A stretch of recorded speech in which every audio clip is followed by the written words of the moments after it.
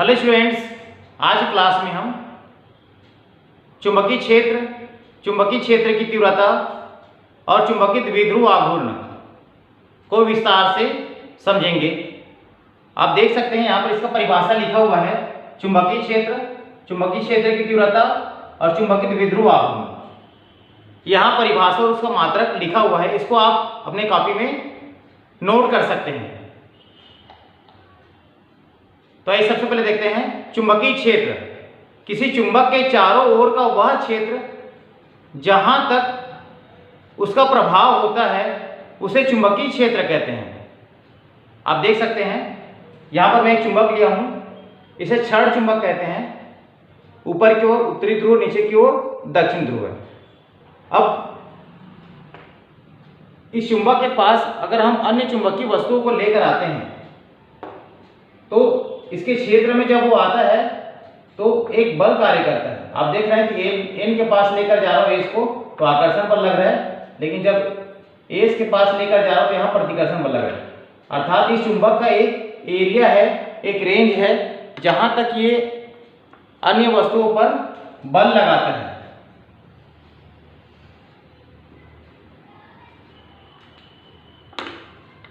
जैसे मैं यहाँ पर एक सर्कल बांध दिया, इस सर्कल के अंतर्गत ये मान के चलते हैं कि ये इसका एक क्षेत्र है।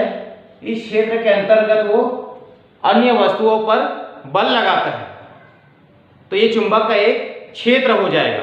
इसे हम चुंबकीय क्षेत्र कहेंगे। दूसरा परिभाषा हमारे पास है चुंबकीय क्षेत्र की तीव्रता। तो चुंबकीय क्षेत्र में रखा एकांक उत्तरी ध्रुव जितने बल का अनुभव करता है उसे चुंबकीय क्षेत्र की तीव्रता कहते हैं। चुंबकीय क्षेत्र में रखा एकांक उत्तरी ध्रुव जितने बल का अनुभव करता है उसे चुंबकीय क्षेत्र की तीव्रता कहते हैं। जैसे हमारे पास एक चुंबकीय क्षेत्र हम यहाँ पे बनाए हुए हैं।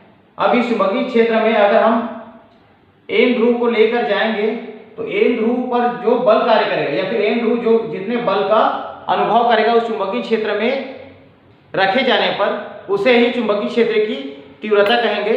और चुंबकीय क्षेत्र की तीव्रता को हम कैपिटल बी से प्रदर्शित करते हैं।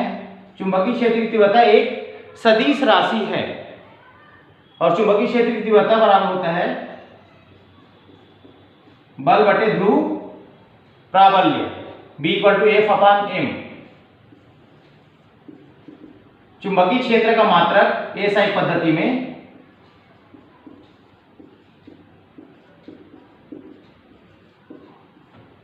टेस्ला होता है। दूसरा और इसका मात्रक लिखेंगे तो ये होगा, आप देख सकते हैं लिखा मैं न्यूटन प्रति एम्पियर मीटर। न्यूटन प्रति एम्पियर मीटर। तो इसका मात्रक हम टेस्ला भी लिख सकते हैं और न्यूटन प्रति एम्पियर मीटर भी लिख सकते हैं। अगला जो हमारा टॉपिक है वो है चुंबकीय द्विध्रुव आघूर्ण। तो चुंबकीय द्विध्रुव आघूर्ण को समझने के लिए हम एक सूत्र को लिखेंगे, capital M equal to small m into 2l। Capital M को बोलते हैं चुंबकीय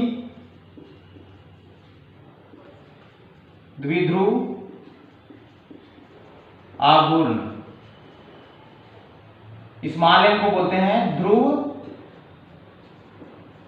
प्राबल्य और 2l को बोलते हैं चुंबक की प्रभावी लंबाई। तो आप अगर इसका परिभाषा निकालेंगे तो ये होगा चुंबक के ध्रुव प्राबल्य और उसके प्रभावी लंबाई। चुंबक के ध्रुव प्राबल्य और उसके प्रभावी लंबाई के गुणनफल को ही चुंबकीय द्विध्रुव आघूर्ण कहते हैं। चुंबक के ध्रुव प्राबल्य स्मॉल m और उसकी प्रभावी लंबाई 2l के गुणनफल को ही चुंबकीय द्विध्रुव आघूर्ण कहते हैं। 2l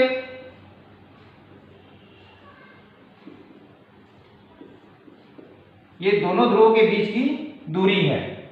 n और s के बीच की दूरी को हम 2l से दिखाते हैं। इसे द्विध्रुव की प्रभावी लंबाई कहते हैं।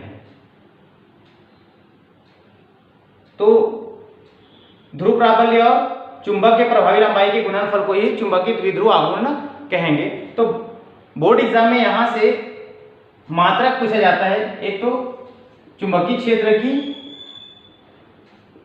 तीव्रता और दूसरा चुंबकीय द्विध्रुव आघूर्ण।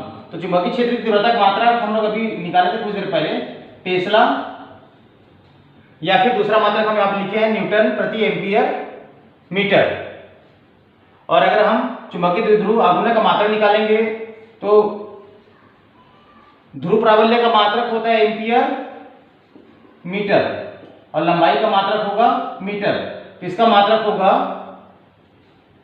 चुंबकीय द्विध्रुव आघूर्ण का मात्रक होगा एम्पियर मीटर स्क्वायर। ये मात्रक होगा चुंबकीय द्विध्रुव आघूर्ण का। तो यहाँ पर दोनों का मात्रा निकाल लिया, एक तो चुंबकीय द्विध्रुव आघूर्ण और दूसरा चुंबकीय क्षेत्र की तीव्रता।